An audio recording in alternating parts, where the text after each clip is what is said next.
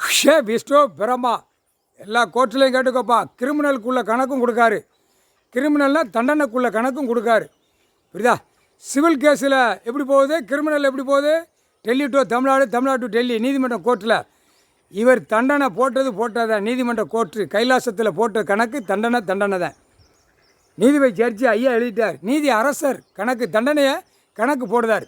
நீதி அரசர் எப்பா எல்லாம் கேட்டுக்கோ. கோர்ட்டில் எல்லாருமே கேட்டுக்கோப்பா. அவன் வீடு வாசல் நல்லா இருக்கணும் பெயிண்ட் அடிக்கான் வெள்ளை அடிக்கான். என் பொண்டாட்டியை பாரு என் நல்லா இருக்கா இப்படின்னு போகிறான். அப்போ தமிழ்நாட்டில் தமிழ் வார்த்தை கொடுத்தவன் கணக்கு எடுக்கலையா? அப்போ கணக்கு விடணும்ல. நல்லா கேட்டுக்கோப்பா. கைலாசத்தில் எப்படி 5 வருஷம் ஆண்டு காலமாக ஏன்னா வழக்கு ஏற்றணும், வழக்கு பார்க்கணும். பிள்ளைகள் அந்த சிந்தனைகளை பார்த்துக்கிட்டு இருக்கு. பொம்பளை பிள்ளையும் பையனும். புரியுதா? அந்த கணக்கு தான் அது பார்த்துக்கிட்டு இருக்கு. ஆனால் நாங்கள் நின்று பூமியில் இறங்கி ஈசன் சொத்து, கடவுளுடைய சொத்து, கடவுளுடைய பூமியில் இறங்கி நாங்கள் கணக்கு இடுதோம். அவர் நடுவில் நிற்கார். புரியுதா? அப்போ அகம்பாத சேட்டை பண்ணுறவனுக்கு தண்டனை கொடுப்பார்ல.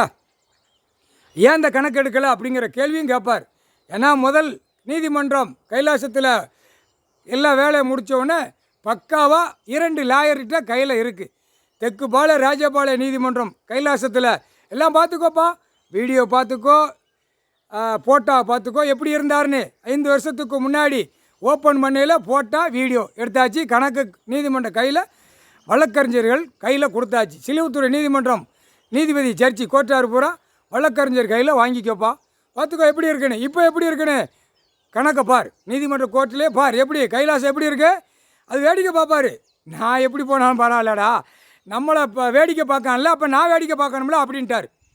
நான் என் சொத்து என் பூமியை நான் கொடுத்துருக்கேன், இவன் நல்லா இருக்கணும், நான் உட்காந்து கைலாசத்தில் இப்படி இருக்கணுமா அப்படின்ட்டார்.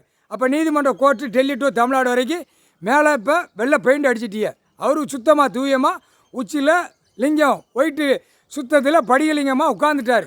அப்போ என்ன அர்த்தம்? அப்போ நீங்கள் மேலே வெள்ளை அடிச்சிட்டிய.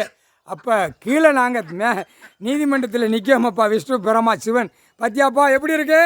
அப்போ அந்த கணக்கு எடுப்பார்ல. தப்பு செஞ்சவன் அரசியல்வாதி பொண்டாட்டி கீழே வார்டு வரைக்கும் யாராக இருந்தாலும் சரி தான் சிகப்பு பெயிண்ட் அடிச்சிருவார். தண்டனை போட்டார். அவன் பொண்டாட்டிமார்கள் பார்த்து ரசிக்கணும்ல. ரசிக்கணுமா இல்லையாப்பா? எப்படி நாங்கள் போடுற கணக்கு கோழி முட்டை கணக்கா இல்லை சும்மா விளையாட்டு கணக்கு விடுதமானு நீதிமன்ற கோர்ட்டில் புரிஞ்சுக்கப்பா. தப்பு செஞ்ச பலாயிரம் கோடி உள்ளவன் 2ஆம் நம்பர் பார்க்குறவன் அவன் பொண்டாட்டி பிள்ளைகளுக்கு இவன் கண்ணால் பார்க்கணும். யார்? 2ஆம் நம்பர் திருச்சி பேப்பரை விட்டு விளையாடுதான்ல, பேப்பரை அடித்து பூமியை பாழாக்குதான்ல. சிகப்பு பெயிண்ட் 3 மாதத்துக்கு அழியாது. வெளியே போகையில் பார்க்கலாம். வெளியே போகையில் ஏழை எளிய மக்கள் பார்ப்பான், விவசாயம் பண்ணுறோம் பார்ப்பான். ஆஹா ஐயா பெயிண்ட் அடிச்சு விட்ருக்காரு பலாயிரம் கோடி உள்ளவனுக்கு. 2ஆம் நம்பர் மில்லு தொழிற்சாலை பார்க்குறோம். அவன் பொண்டாட்டிக்க வெளியே இழுத்து வரணும், போகணும், ரோட்டு காட்டில் நடந்து போகணும். அந்த அசிங்கத்தனமாக விடுவார்.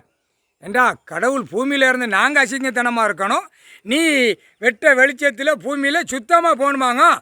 அவர் கணக்கு நீதிமன்றத்தில் நான் உட்கார்ந்த பிறகு இது அடுத்தாப்புல எல்லாம் சுத்தமாக ஒயிட்டு அடிச்சிருவார். அதே மாதிரி நீதிமன்ற கோர்ட்டு ஒயிட்டாக நீதிமன்ற கோர்ட்டே இருக்கும். முக்கால் சத்தியம் புரிஞ்சுக்கப்பா. கோர்ட்டில் நீதிபதி ஜட்ஜி பேராக புரிஞ்சுக்கப்பா. வழக்கறிஞர் நீயும் புரிஞ்சுக்கப்பா. லேட்டு பண்ணாதீங்கப்பா. கடவுள்கிட்ட மோதாதீங்க சரியா? வழக்கறிஞர் பூரா டெல்லியிலேருந்து தமிழ்நாடு வரைக்கும், தமிழ்நாடுலேருந்து டெல்லி வரைக்கும்